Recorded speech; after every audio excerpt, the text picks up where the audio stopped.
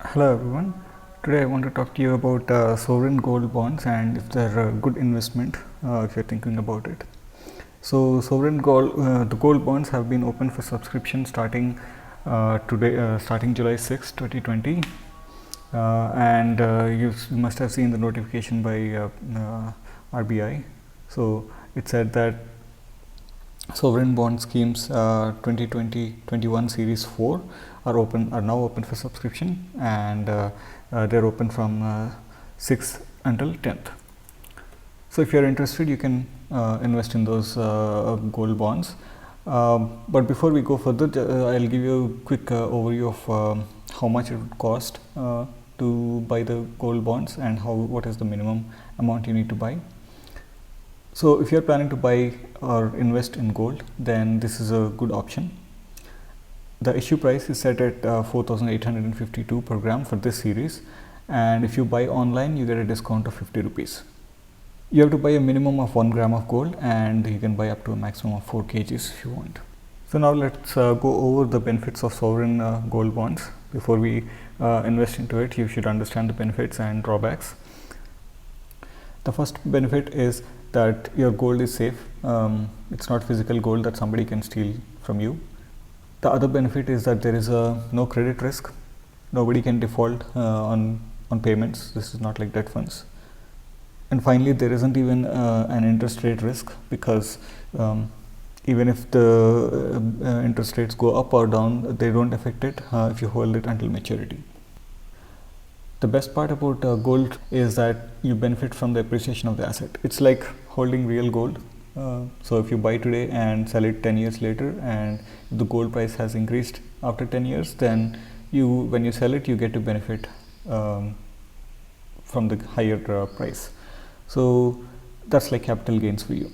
So gold bonds work the same way. So whatever you're buying today, whatever the price is, it will be today's price, and when you sell it after 8 years, which is when the bond matures, then whatever the gold price is at that point will be what you will get. So if the price appreciates, then you get to have all the capital gains. And the best part about it is that there is no capital gain there is no tax on the capital gains. So if your gold appreciates by quite a bit, you stand to benefit a lot, because you don't have to pay any taxes and all the gains are yours to keep.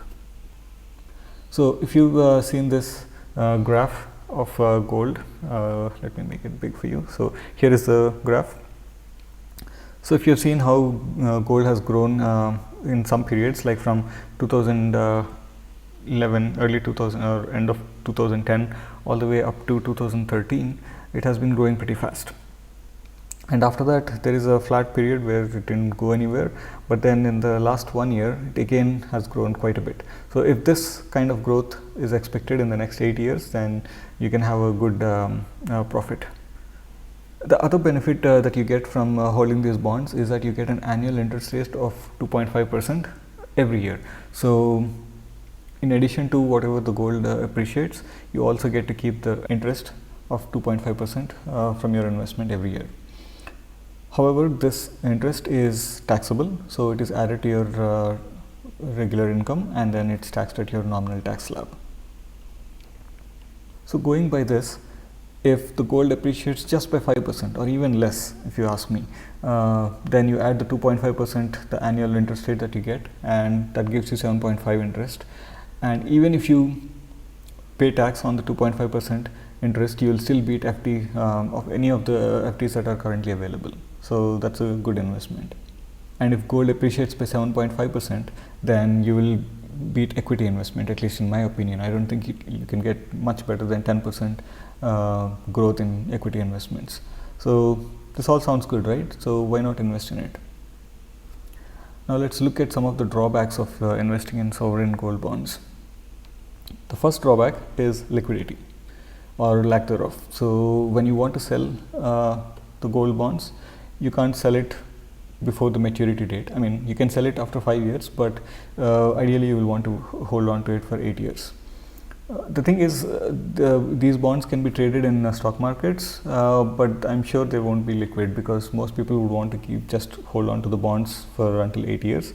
So, and even if somebody wants to buy your bonds, they'll probably quote a very low price, so you'll be at loss. So there is liquidity risk.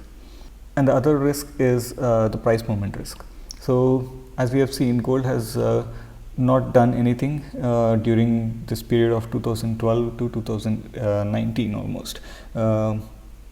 So if this repeats again going forward for the next 8 years, then your gold price won't appreciate, and all you're left with is the 2.5% interest that you get every year. So that will be a very small return on your investment.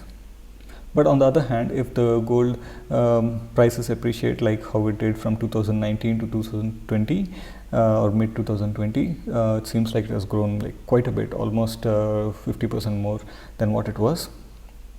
So if it grows like this in the next 8 years, then you stand to benefit, but nobody can predict, and if you can predict, then maybe you should buy it. So what is my take on this? If you don't mind the risk of gold prices falling before maturity, like how it can happen, or the liquidity of the bonds, then go for it. It definitely looks like a good investment to me.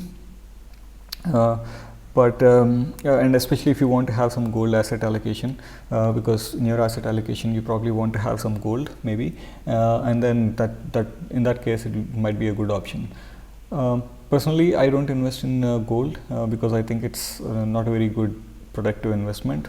It sits there in some place and it's not adding anything to the country's GDP. I'd rather invest in people or industries if I can. So I won't be interested in investing in gold. But if you want a gold asset allocation and you don't mind the risk, then go for it. So how can you buy gold bonds? Here is an example from ICICI Bank. Yeah, you can buy it from other banks as well. So here you can see it's saying that you can buy gold at 4,800 rupees per gram, and the minimum is 1 gram, and you can go up to 4 kgs, and you can invest via this link. It is also available from other banks like HDFC and SBI and other banks. Another thing is, if you are worried that the subscription period is too short and you can't make a decision by July 10th, don't worry. These bonds RBI keeps selling these bonds several times during a year. So for example, here you can see the next series 5 will happen from August 3rd to 7th. So you can still do it at that time. So you don't have to hurry up, you don't have to rush.